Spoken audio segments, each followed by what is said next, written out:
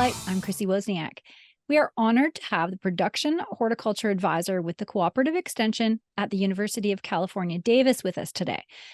With a PhD in horticulture and agronomy, he's a leading figure addressing water challenges in San Diego's vibrant nursery and floriculture industry. His expertise is in irrigation management and water quality, and that makes him a key player in navigating the complexities of water regulations and fostering profitable and responsible practices. Today, we're going to discuss water issues in California, potential solutions, and how this ultimately affects the food that we eat across America. From America's Breadbasket, I'd like to welcome Gerry Spinelli. Welcome, Gerry, and thank you so much for being here today. Hello, how are you doing? Very good. So let's start out with your background. So how did you get where you are today? Oh, it's a long story. I grew up in Florence, Italy. My mom had some property there, and she had some olives planted there. It's typical. We love olive oil, and so it's common to grow olives there. And I grew up, and also we had some land that we would grow our own vegetables. And then, but all our decisions with irrigation and fertilizations were very, I cannot say that they were very scientific. So I would give to my onions, I would give a handful of fertilizer just because this is the size of my hand, right? The Lord gave me these hands this big, and so I said, well, okay, my onions need a handful of nitrogen and 5 minutes of water. And so it was more of a guess. It was more of a guess than a calculation on how we would decide to manage water and fertilizer. And so maybe because of that, growing up, I must have thought, there must be a better way to take these decisions. And so I ended up studying horticulture, agriculture. And then I was around the world during my 20s, and I finally landed in California, and I did my PhD at UC Davis in horticulture. And then I had the honor to get this job in San Diego with UC ANR, University of California Agriculture and Natural Resources. And my title is Farm Advisor, and my job is to work with growers collaboratively to provide solutions. Well, that is amazing. So I was recently in California. I did some farm tours as far north as Sacramento, and then I had another conference down in Fresno. And the topic everywhere I went was water. Whether you're in the north or in the south, water is a very big issue. And for those of us in the east, we don't think about water like that every day. So it was very intriguing to me to hear all the different sides. So can you provide an overview of the current water issues facing, especially the nursery and floriculture industry in San Diego, and then how it compares to the broader challenges of California? So there's the old joke that whiskey is for drinking and water is for fighting over, and this joke is very appropriate for California. Yes. And we there is a lot of discussions about where how water resources are supposed to be managed. But then there is also the problem with what they call water quality, meaning basically pollution. And so there is both an interest in in the supply of water, and also in protecting the environment on where the irrigation water or the runoff water or even the storm water goes. If it goes in the river or if it goes in the groundwater, there is a lot of work and a lot of interest in protecting the environment in that sense. California is a big state, so we receive our water supply from different areas. Down here in Southern California, We are on mostly Colorado River water. We have also some local supply. We have some lakes up in the hills, and we also have notably the Carlsbad desalination plant that also provides some of our water, although that water is very expensive, as you can imagine, because you gotta squish it out, you gotta squish out the salts out of it. And so the result is that for my growers in San Diego County, the cost of water is really high. And as far as I know, is the highest in the nation, and we pay $2,500 per acre foot.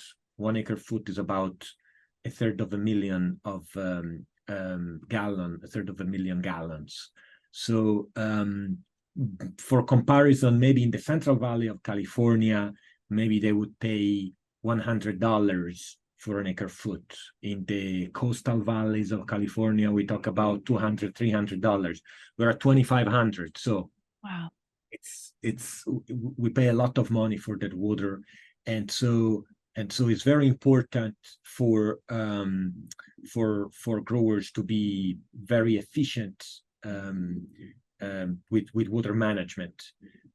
So one of the things that I do is to work with the nursery industry and with the greenhouse industry to improve management practices, and also irrigation equipment to improve efficiency and management, and also irrigation scheduling. There is also a related practice that is in particular in nurseries and greenhouses, that is capturing the runoff water after you irrigate. Inevitably some water runs off, because not all get intercepted by the pots, by the containers, or some leaches out at the bottom of the containers. So some of that water runs off, and currently growers in San Diego capture this runoff water in a pond or in some kind of structure where they can avoid that it runs off off-site, and that of course would be an environmental problem.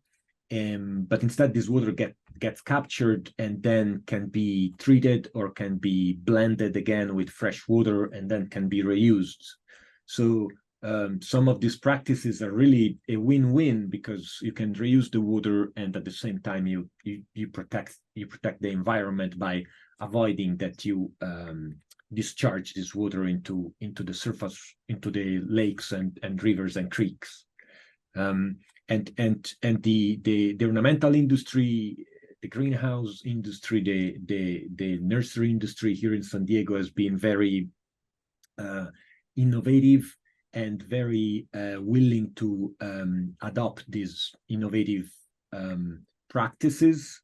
The county and the regional water quality control board, that are water pollution regulators, they've been also very, very successful and very good at interacting with growers to, on one hand, working with growers to get them in compliance with the regulations, but also being able to adapt the regulations in order to make them more reasonably more good for the specific reality that each nursery has. Right. Yeah. So I'm assuming if with the cost of water and that comparison you gave us at the beginning, you must be growing high value crops in that area then. So what specialty crops are growing in your area? So in San Diego, we have some, so to speak, traditional crops that are avocados and citrus. the acreage has been going down because again, the high costs of water and the high costs of land have been kind of squishing these crops a little bit out of the economics. The economics are really hard for the avocados. Also, Mexico developed a really good industry during the past maybe 20 years.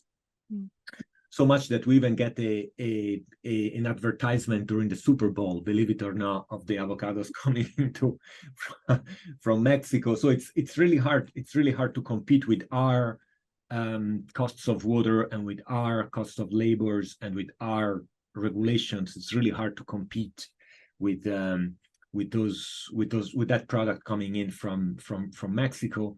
Nevertheless, we still have a sizable avocado industry, and is larger than the in terms of acres than the nursery and greenhouse industry. But on the other hand, in terms of value, the nursery and greenhouse industry in San Diego is a powerhouse. We produce, and I proudly include myself in the industry, proudly and shamelessly include myself in the industry. We produce $1.3 billion of value per year, and by comparison, it's larger than all the tomatoes grown in the whole state of California. Wow. And so the nursery industry and the greenhouse industry and the cut flower industry and also other things that are grown in greenhouses, including transplants for vegetables, for example, or maybe small trees that then become an orchard of almonds or pistachios. All these different productions are part of what we call the nursery and greenhouse industry, but as you can imagine, is the variability of product is the diversity of what we grow is really high, and also the different techniques that we use. One day I may visit a succulent and cactus grower that is outdoor, and everything is in potted in containerized production. But there is no screenhouse, there is no hoop house, there is no greenhouse. And then the next day I may walk into a super high-tech greenhouse with double polyethylene covering and with heaters and with fans and with evaporative cooling fan and pad systems, and they may be growing some tropicals or some indoor foliage plants. So and everything in between. So the techniques are very different. And so it's hard to put this industry in a box. It's hard to say who we are and what we grow compared to the almond industry or the grape industry or the processing tomato industry that is a lot more standardized. Yeah, and I was surprised to learn that California is now producing over 400 commodities, both plant and animal, all together. And so every day we're eating things from California. And I think it's good for all Americans to think about that much of our food is being produced out in California. So the regulations there are affecting our tables every day too. Right. Your tables and also the plants that you buy, not because you want to eat them, but because they improve your life with beauty, or the flower you put in your house to improve your environment and your mood. Right. And so San Diego County is implementing a new agriculture order, which is going to be enforced soon.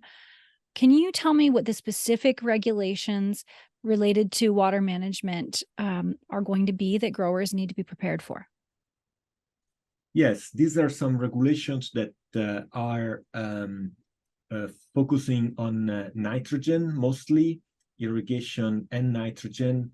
The idea is protecting groundwater and surface water from surface waters from pollution.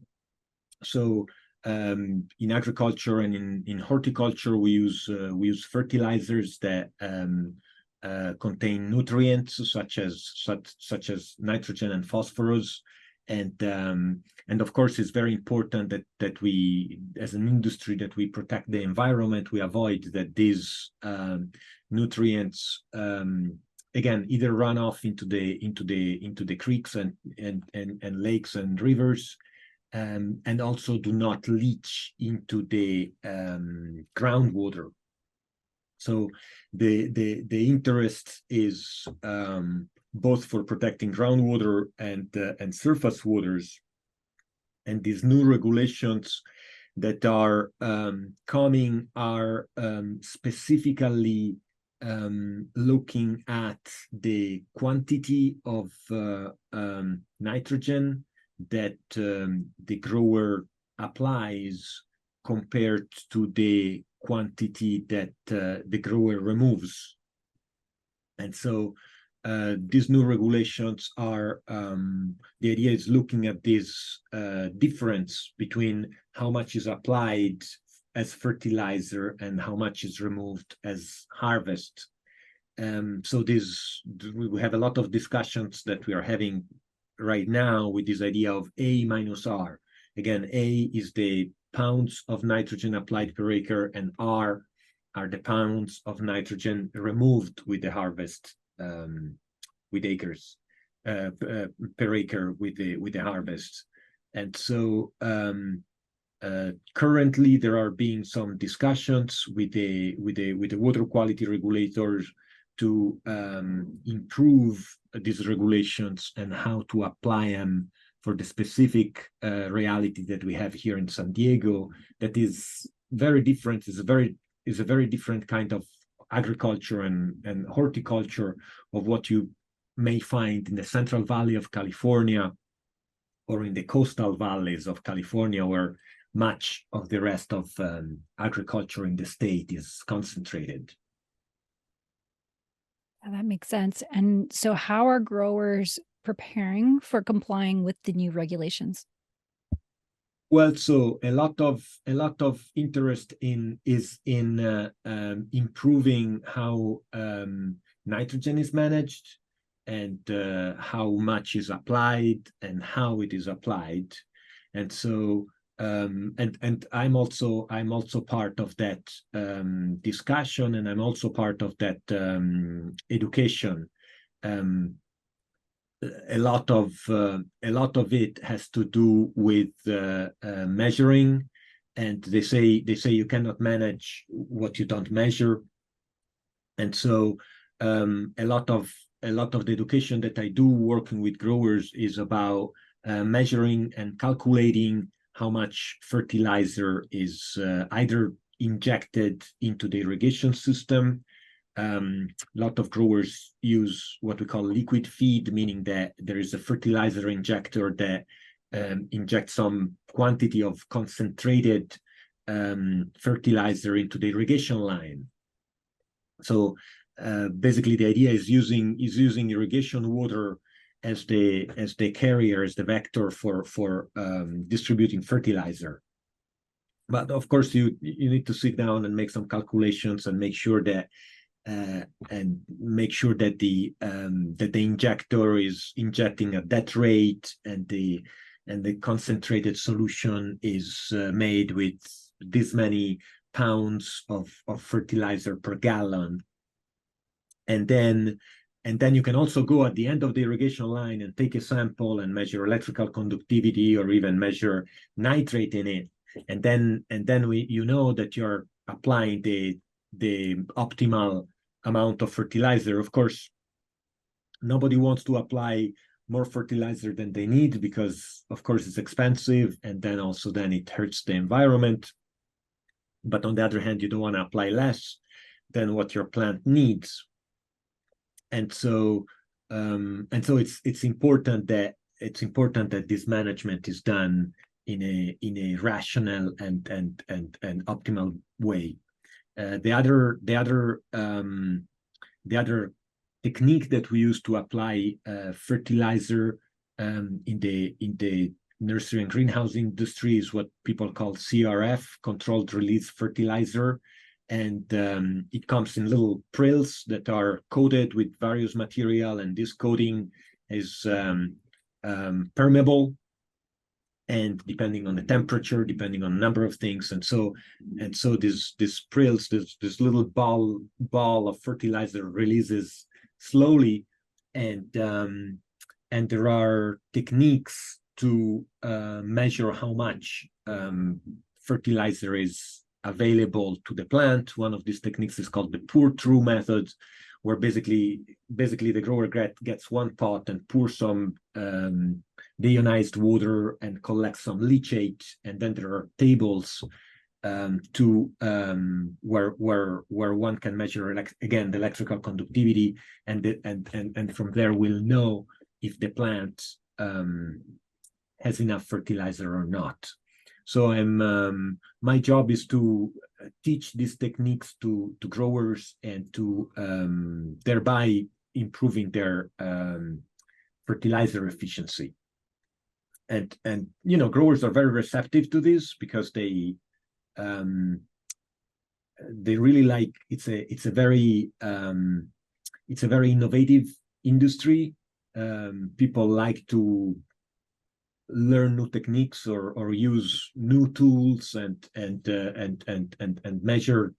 measure things and be more efficient and save fertilizer and save labor.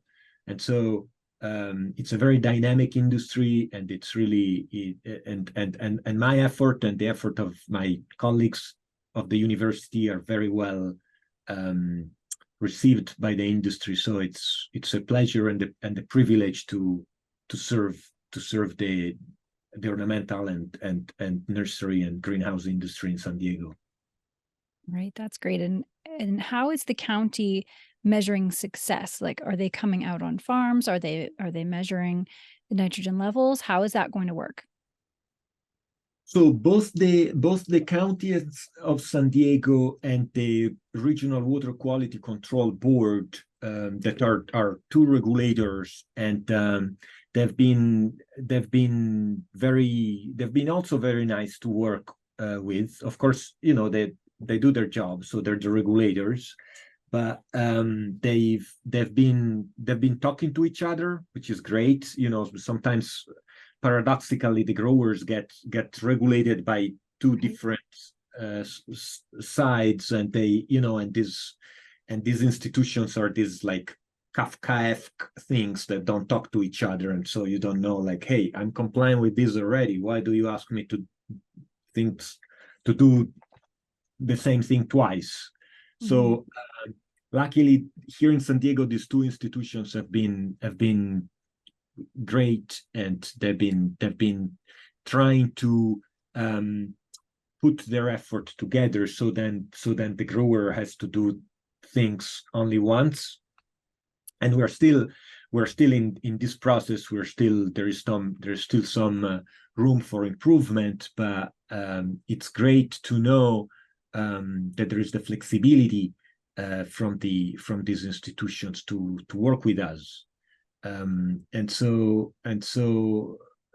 our situation again also is a little bit in between, right? Because we see both point of views as the university, and we're also regarded as those that have the answers, right? Like, we are the scientists, so we have all these books behind us, and we study. You have your book, and so then people tell me, okay, Gerry, tell us about plant nutrition of greenhouse crops, right? So we are the one that are supposed to give the answers, everybody. So sometimes we are squished in this in between.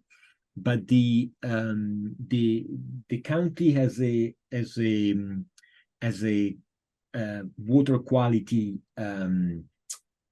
program that is both for irrigation water and storm water, and they have a very successful team of inspectors that go around and visit nurseries and find areas where the grower can improve their compliance. And so luckily they've had a collaborative approach where, again, they like to work with the grower and say, hey, you need to fix this, and work with Gerry, or also NRCS has been involved, and they've been great too. The Natural Resource Conservation Service, and so the grower would have an inspection, and they would go through all the practices that they have, and typically we're talking about water management practices. I have a ditch that is conveying my stormwater out of my production area. I want to keep the ditch clean, or I want to line it to avoid that stormwater on its way out picks up some sediment, and maybe bound to that sediment there is some phosphorus, or maybe bound to that sediment there is some low solubility pesticide. So or maybe I have a culvert that stormwater brought some debris in there, and now I have to clean it. So the inspector would walk the nursery with the owner or with the operation manager, and help them be in compliance with the regulations. As far as irrigation water, currently the regulation says that no irrigation water can leave your property. So if you're irrigating, a runoff cannot go out of the property, and this is something that is being enforced seriously. Right. So there is no joking around here, and so that has led to many growers applying a number of these practices to avoid runoff and to protect water quality. And I read an article where you were quoted kind of describing some of the challenges of this regulation, especially with how diverse the crops can be in one place, where you have a different, fertilizer recipe for each plant. And how do you manage that? So what are some of the solutions that you're going to be helping growers implement? Well, so that goes back to this discussion that is happening both at the local level and also the state level, right, for these frameworks of applying of the grower reporting applied nitrogen and removed nitrogen, and that's as you may expect is easy to estimate how much nitrogen 4,000 pounds of almond kernels have removed from a field, or 18,000 pounds of romaine lettuce as removed from an acre. But it's more difficult for a grower, for an ornamental grower that may be growing in the same nursery or in the same greenhouse, often in an acreage that is smaller than 10 acres. So it's a very small, and it's very, in terms of area, and it's a very concentrated production. And maybe the grower may be growing 200 different kind of plants. right. And so it's not unusual for me to walk a greenhouse with the grower and asking, what's that? Is it aglaonema, or is it zingonium, or is it Dieffenbachia? I don't even. No, it's a pile. No, it's not a peperomia, right? So it's and I just walked 10 yards, and I've seen already like 5 different plants that I don't, is it an alocasia or is it a colocasia? I don't even know. And so, and so, and so how do you estimate how much nitrogen these plants have removed? And also the cycle is not seasonal. Of course, an almond is a plant that is outdoors, and so it flowers when it needs to flower in February or in March, and then it gets split whole when it has to do it. I don't even know. And then you harvest it in late summer. But the ornamental industry, we produce year round, right? And so we so there is not seasonal, and we harvest all the time, and we plant, so to speak, all the time. So it's hard to find a cycle. We can have easily 3 or 4 cycles a year, or even more for plants that have shorter cycles, like some product in smaller containers can have like a couple of weeks or 3 weeks of cycle.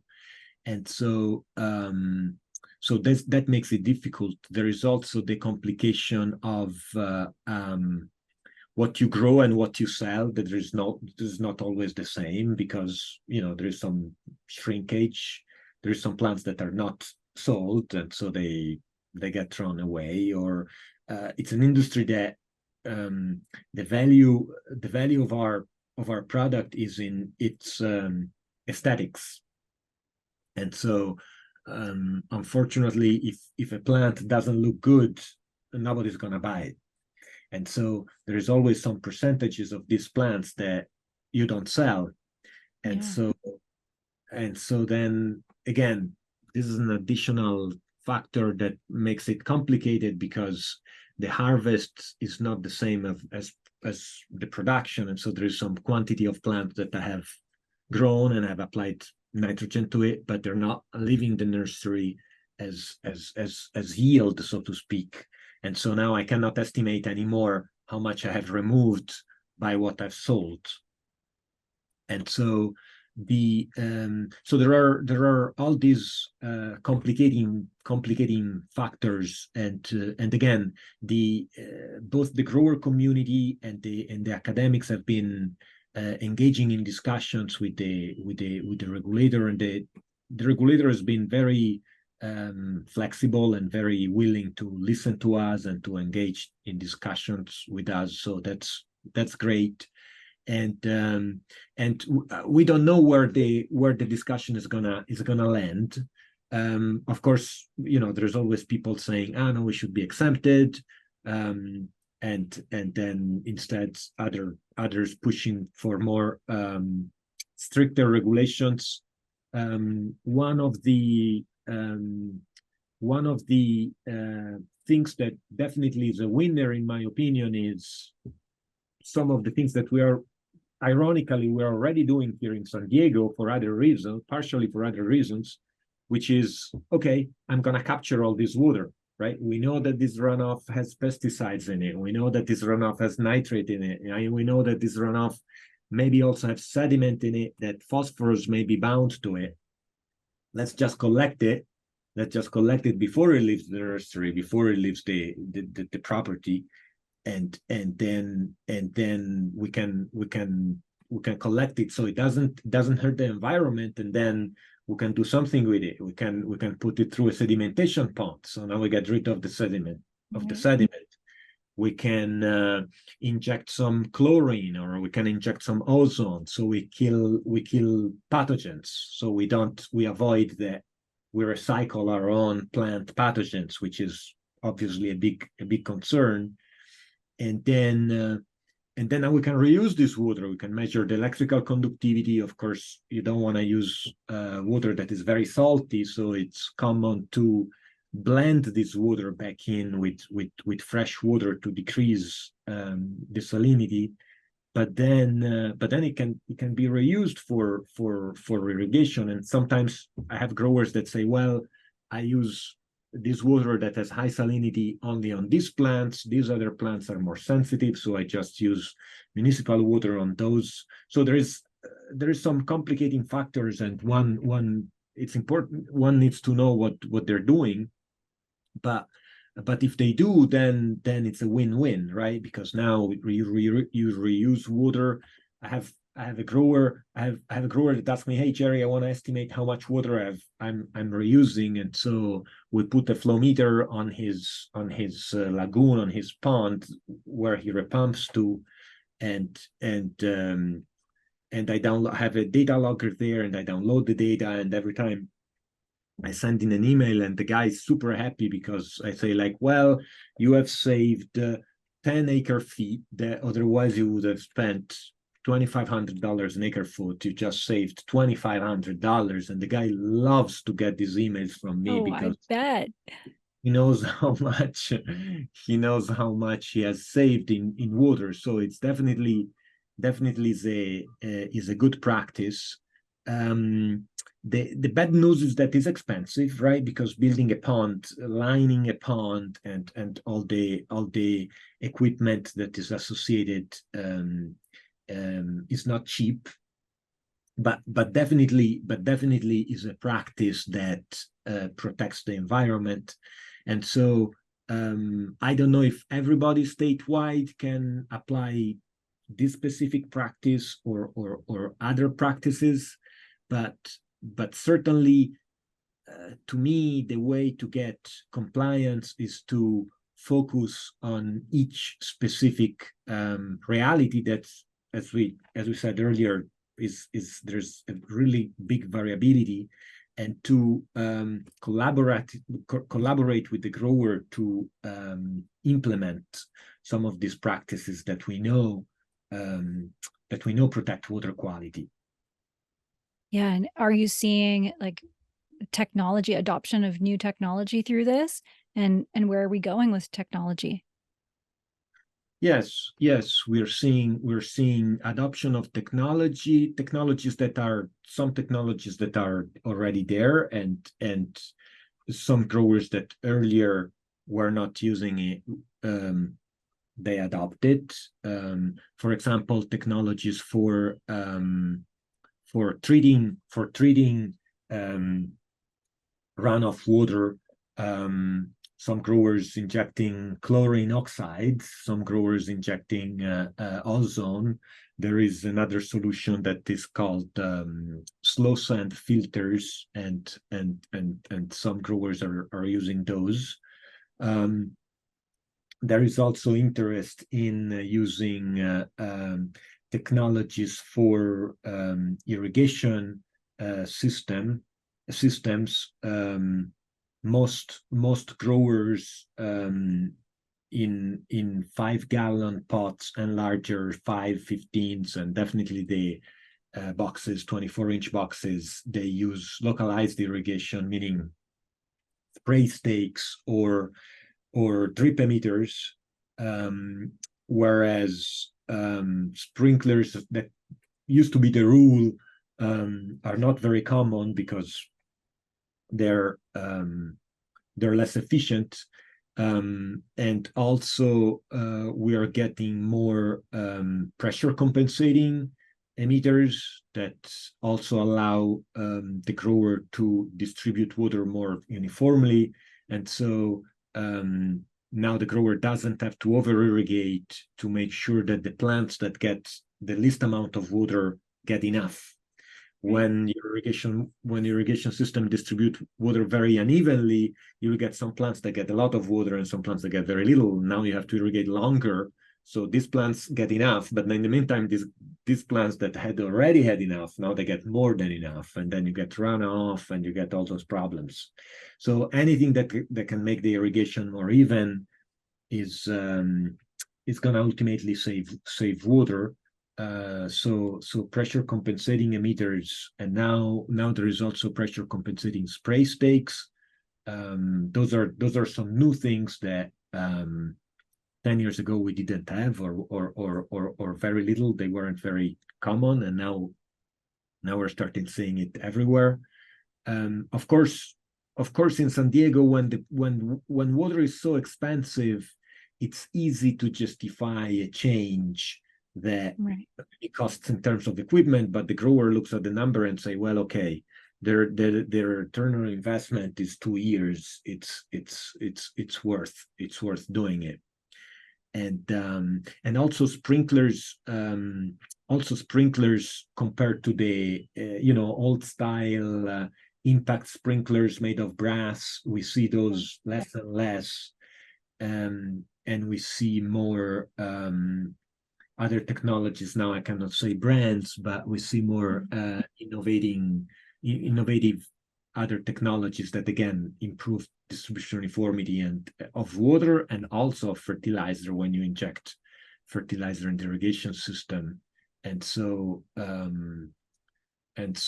we see a lot of those. Some growers are also using drip tape or drip hoses in smaller pot sizes. And I don't know if we can call that the technology, but I see a lot of growers growing can to can, as they say, meaning that the pots are touching each other. Right.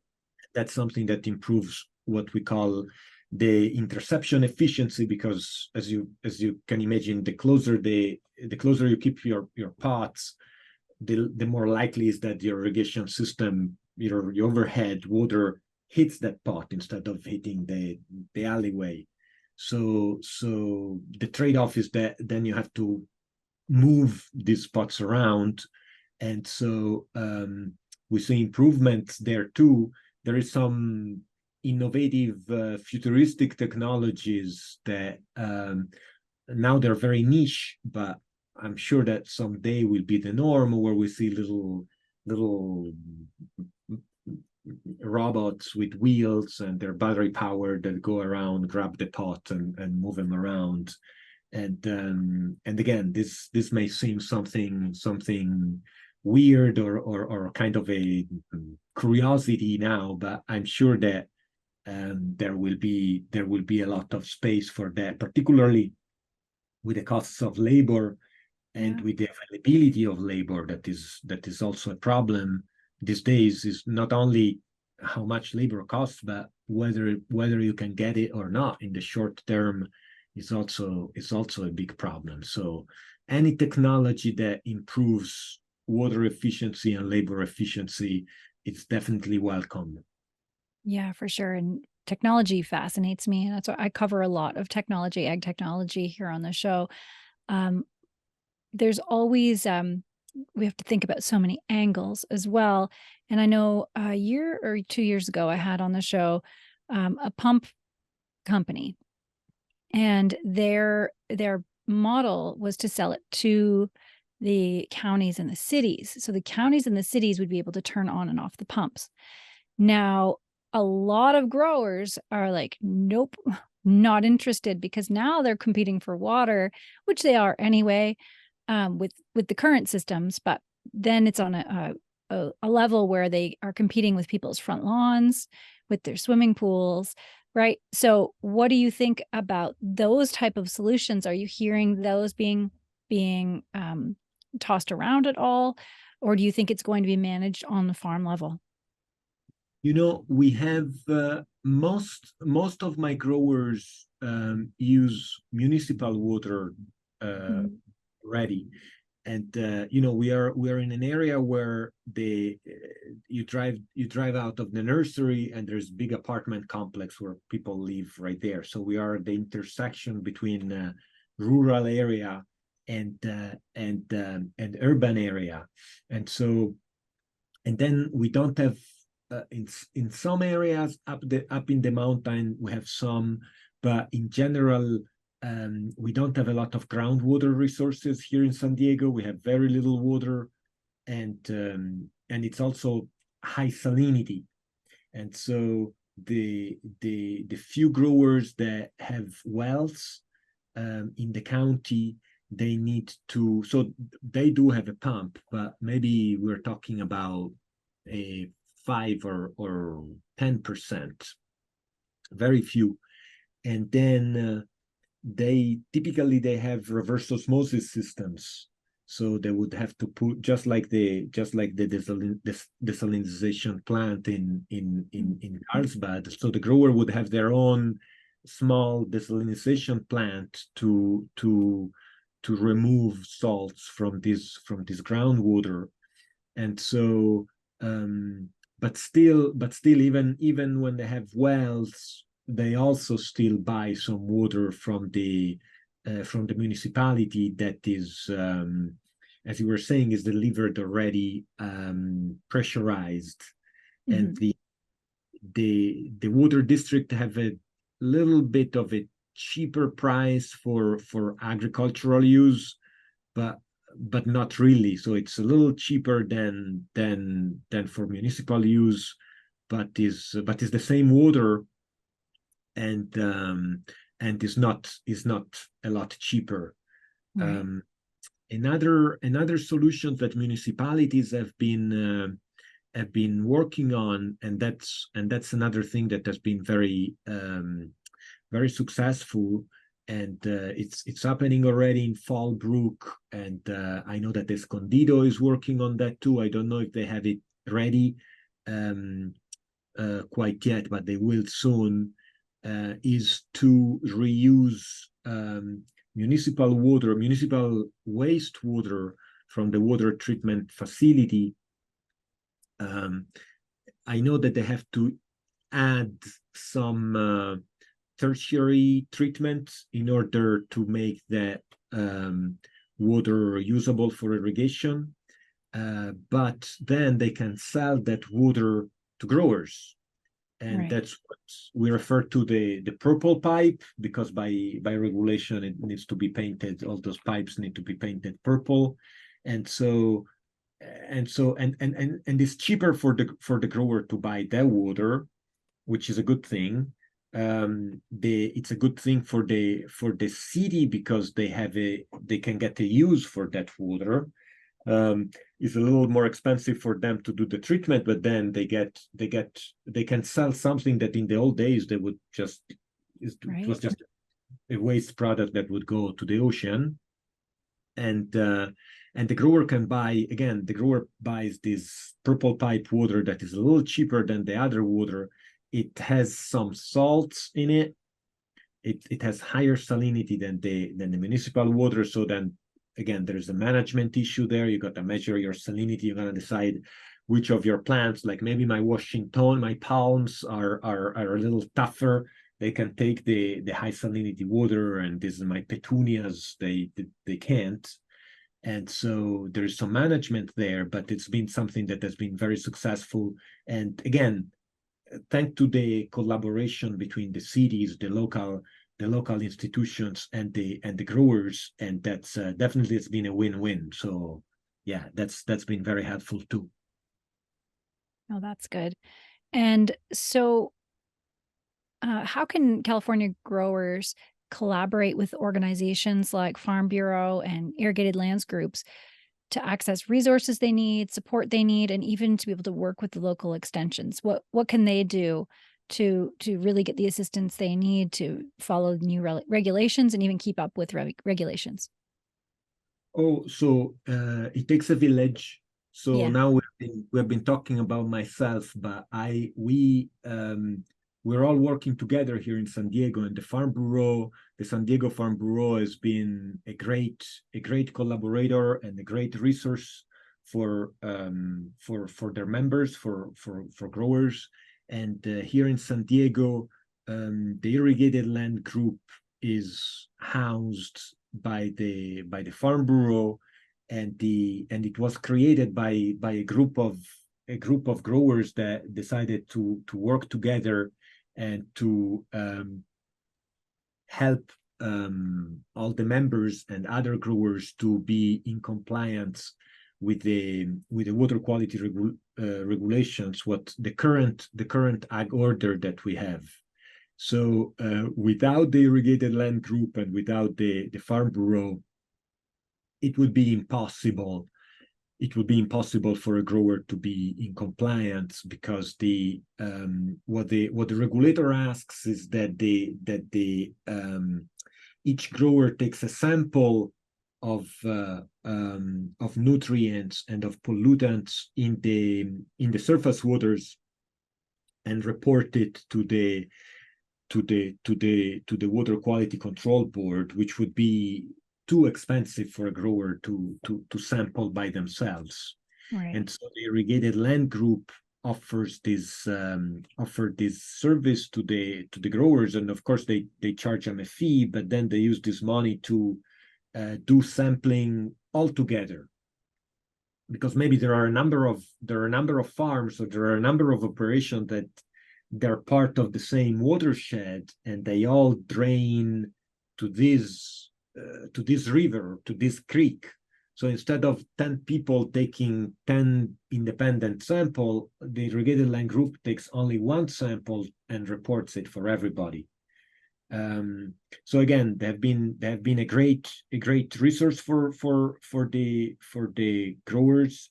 The irrigated land group is also a great resource for the regulators, because then the regulators has some institutions or some group to relate to and to have discussions with. And they have been a great resource for me for doing my job, that is, delivering science-based information and disseminating knowledge to growers that can use it. So for me, has been very, very important to work with the irrigated land group and to be able to access the growers community through them. So it's the work that they do is great, and we couldn't do what we do without them. So thank you to the San Diego Farm Bureau, and thank you to the San Diego Irrigated Land Group. Yeah, that's great. And I have one last question for you. Why do you continue to serve the industry? What are you most passionate about in what you do? Well, it's great that all together we can achieve some results, and it's great that all together we can all of us can achieve their objective, right? The grower, we can keep the industry competitive, and we can keep the socioeconomic benefits of such a big industry keep coming to San Diego. This is an industry that employs a lot of people, and there are a lot of families that are able to pay their bills thanks to this industry. So certainly we wanna protect that. At the same time, we also want to protect the environment. So and we want to comply with regulations. And so what I'm passionate about is killing two birds with one stone, and adding science, or adding research and evidence-based reasoning and technology-based solutions to improve efficiencies and to do better the same things that we used to do before, but using less resources and optimizing practices and improving efficiencies.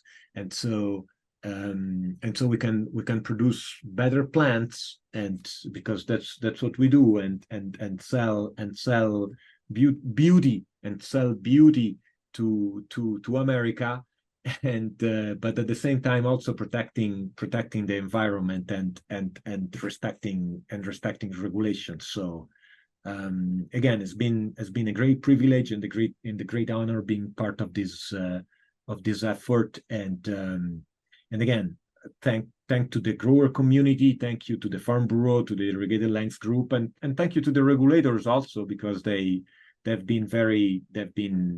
been really great to work with. Well, that's awesome.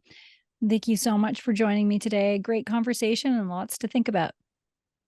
My pleasure. Thank you. Thank you for having me.